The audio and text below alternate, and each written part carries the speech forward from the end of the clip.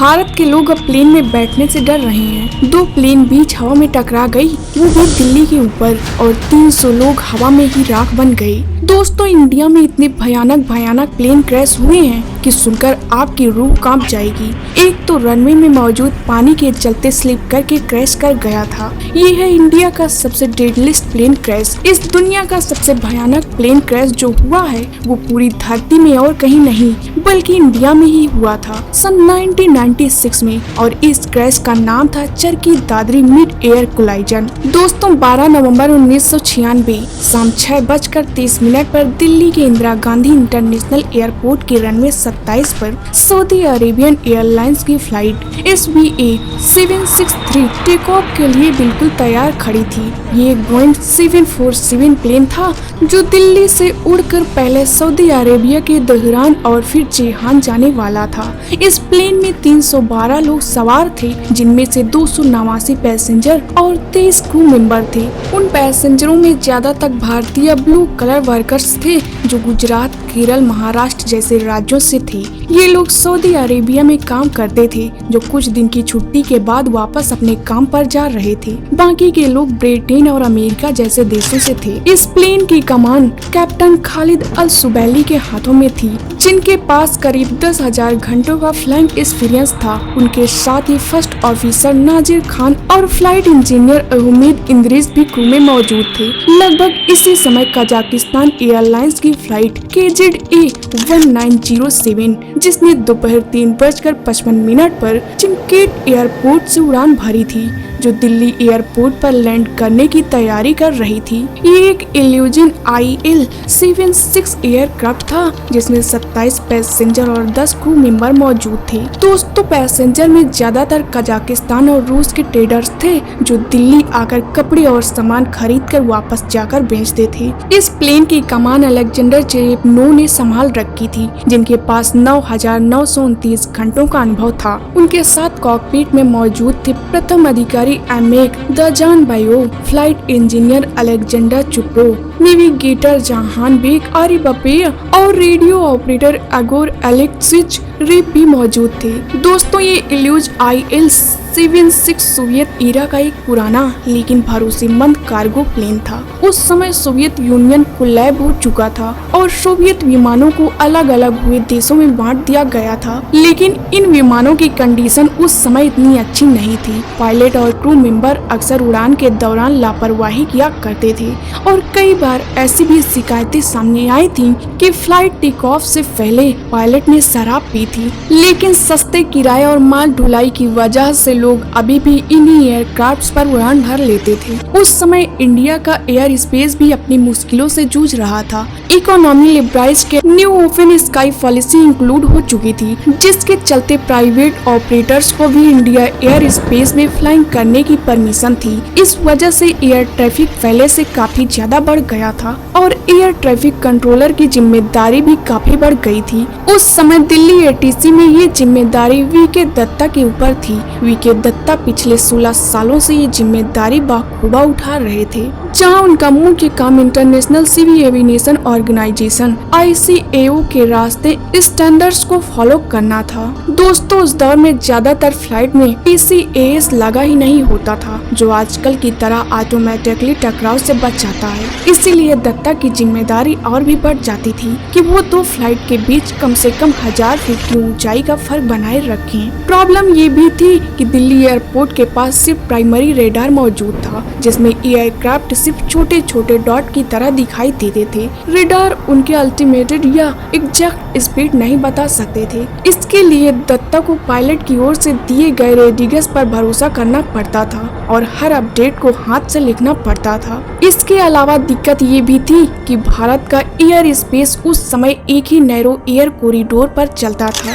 यानी उसी रास्ते से प्लेन लैंड और टेक ऑफ करता था। लेकिन एक पीक आवर्स में यही कॉरिडोर सबसे खतरनाक बॉटम बन जाता है, थकान और ओवरलोड काम की वजह से। यही रीजन है कि 1900 के समय पर एयर ट्रैफिक कंट्रोलर को दुनिया की सबसे स्ट्रेसफुल जॉब माना जाता था। दोस्तों 12 नवंबर 1996 के उस ऐतिहासिक दिन में बहुत ही छोटी छोटी गलतियां होती हैं जो इस बड़ी दुर्घटना का कारण बन जाती हैं। अब समय था उस 1 मिनट का जिसने 349 जिंदगियों का फैसला कर दिया था, क्योंकि दिल्ली के आसमान में 2 विमान एक दूसरे की ओर बढ़ रहे थे। ऊंचाई के फर्क में उन्हें सुरक्षित रखा जाता था। ATC ने निर्देश दिया कि सऊदी फ्लाइट 763 को चढ़ाई करनी है और कजाकिस्तान फ्लाइट 1907 को नीचे उतरना है। इस बात को सऊदी पायलट साफ साफ सुनते हैं कि उन्हें 14,000 फीट में रहना है। वो तुरंत आदेश मानकर अपना विशाल बोइंग 747 ऊपर की ओर ले जाने लगते हैं। लेकिन दूसरी तरफ काजान विमान के कॉकपिट में एक खामोशी का भ्रम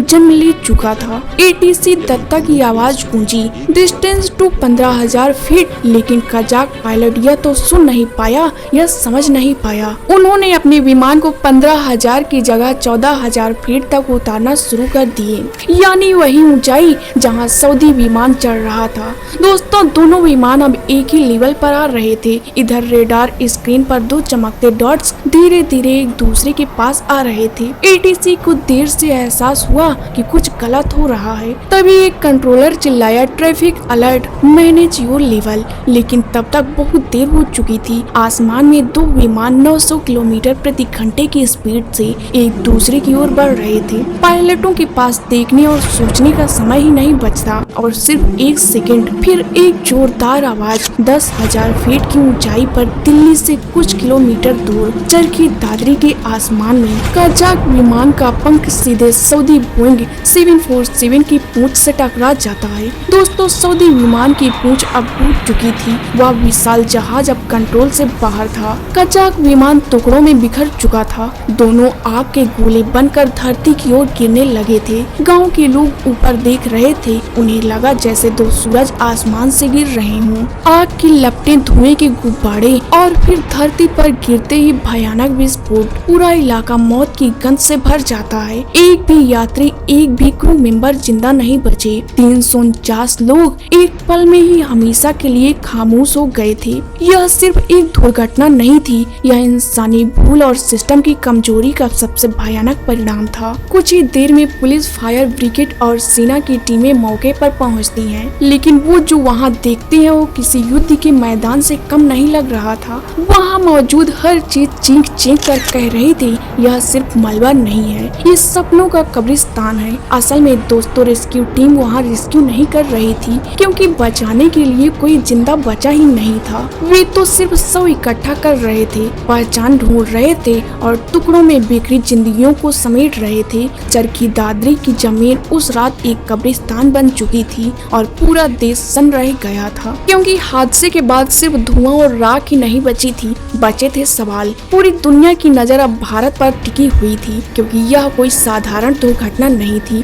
यह दुनिया का पहला और सबसे बड़ा कमर्शियल मिड एयर कोलाइजन था।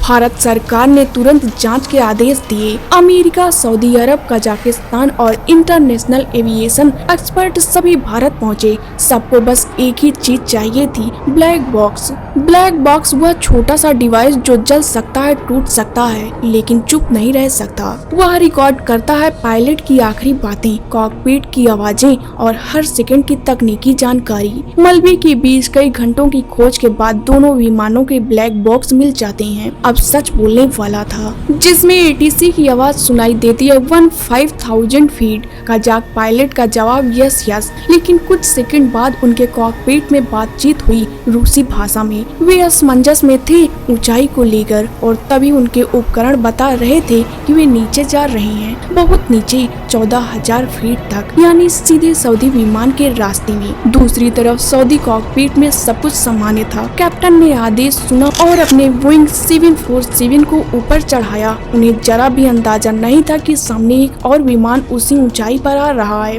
ATC के पास उस समय आधुनिक टकराव चेतावनी सिस्टम नहीं था और कोई ऑटोमेटिक अलार्म भी नहीं कि कोई कंप्यूटर चेतावनी दे सके। सब कुछ इंसानी आंख और इंसानी आवाज पर टिका हुआ था। इसीलिए जांच की रिपोर्ट में 3 बड़ी बातें सामने आती हैं। पहले, कजाक पायलट ATC के निर्देश को सही तरह से समझ नहीं पाए थे। दूसरा, भारत के एयर ट्रैफिक कंट्रोल सिस्टम में उस समय आधुनिक सेफ्टी टेक्नोलॉजी मौजूद नहीं थी। और तीसरा, किसी भी विमान में TCS traffic collision advance system अनिवार्य ही नहीं था जो अपने आप टकराव से बचाता है। यानी यह हादसा सिर्फ एक पायलट की जिम्मेदारी नहीं थी, यह सिस्टम की नाकामी भी थी। और उसी के बाद एक ऐतिहासिक फैसला लिया गया, पूरी दुनिया में हर कमर्शियल विमान में TCS सिस्टम अनिवार्य किया जाएगा ताकि कभी दो विमान एक दूसरे से आपस में न टकराएं। 349 लोगों की मौत दुनिया को सुरक्षित बनाने की कीमत बन गई। जांच रिपोर्ट आने के बाद दुनिया दो हिस्सों में बंट गई। एक तरफ कहा गया कि कजाक पायलट ने ATC का आदेश सही तरह से नहीं माना।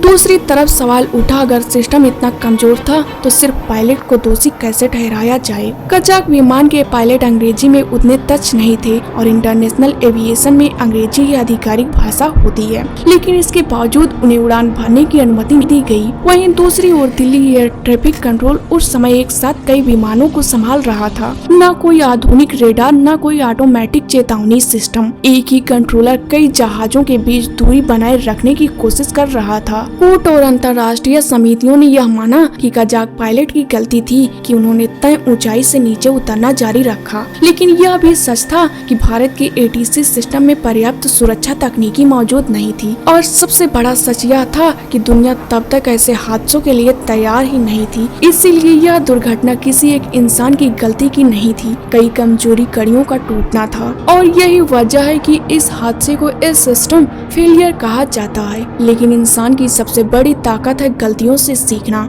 इस हादसे के बाद पूरी दुनिया बदल गई। हर कमर्शियल विमान में ATCS सिस्टम अनिवार्य किया गया, पायलटों की भाषा ट्रेनिंग और सख्त की गई, एयर ट्रैफिक कंट्रोल को आधुनिक टेक्नोलॉजी से जोड़ा गया। ऐसे और इन्फॉर्मेटिव वीडियो देखने के लिए वीडियो को लाइक करके चैनल को सब्सक्राइब करें।